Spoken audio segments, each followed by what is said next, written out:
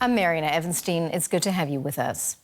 We begin in the Middle East, where there are growing fears of an all-out war between Israel and the Iran-backed Hezbollah militia in Lebanon.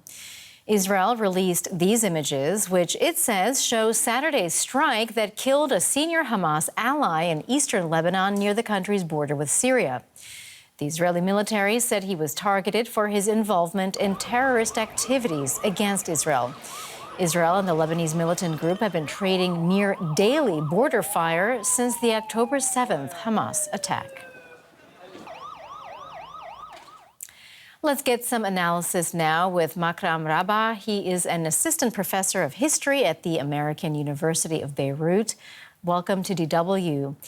So what do you believe would trigger a full-out war between Hezbollah and the Israeli army? What do you think are the red lines for each of the sides?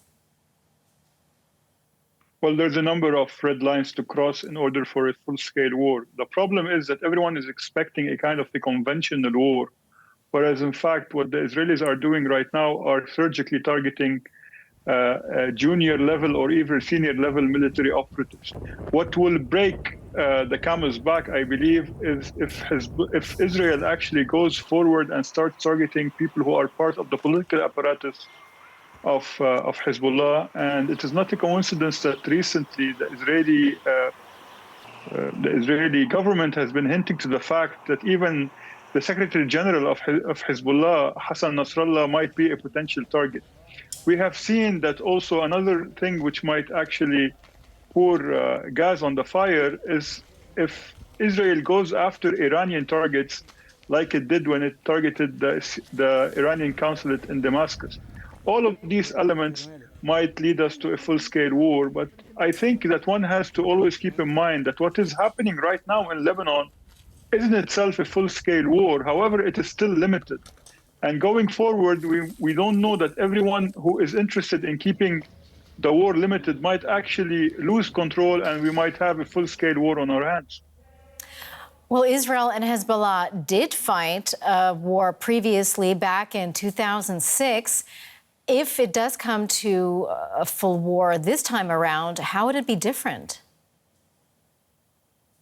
Well, there's a major difference. In 2006, Lebanon was still, quote unquote, a normal country in the sense that Lebanon's economy was still excellent compared to the abysmal situation we are experiencing right now.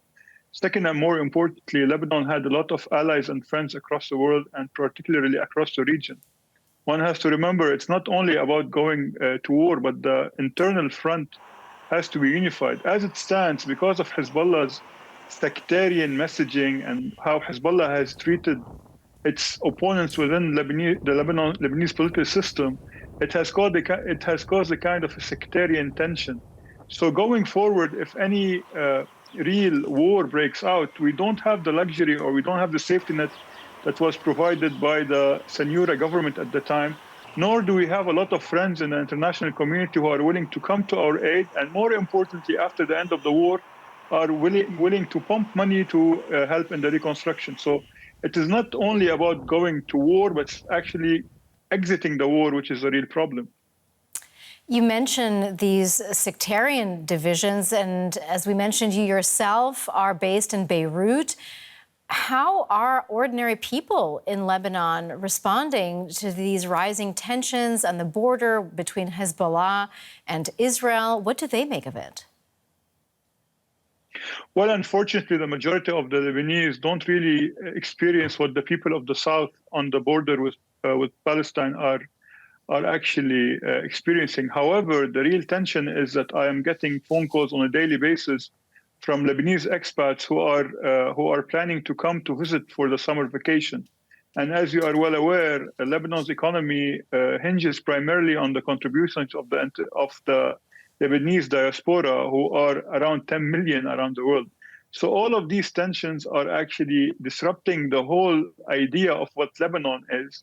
And this has been also causing a lot of people to try to get their families out, because at the end of the day, these people who are visiting Lebanon for a summer vacation don't want to be stuck here. And more importantly, the idea that this time around, there will be no ceasefire. And as you mentioned in your report, there's always the idea of a repeat of what is happening in Gaza, which is something of a kind of a doomsday scenario, which everyone wants to avoid. That was Makram Rabah from the American University of Beirut. Thank you so much. Thank you.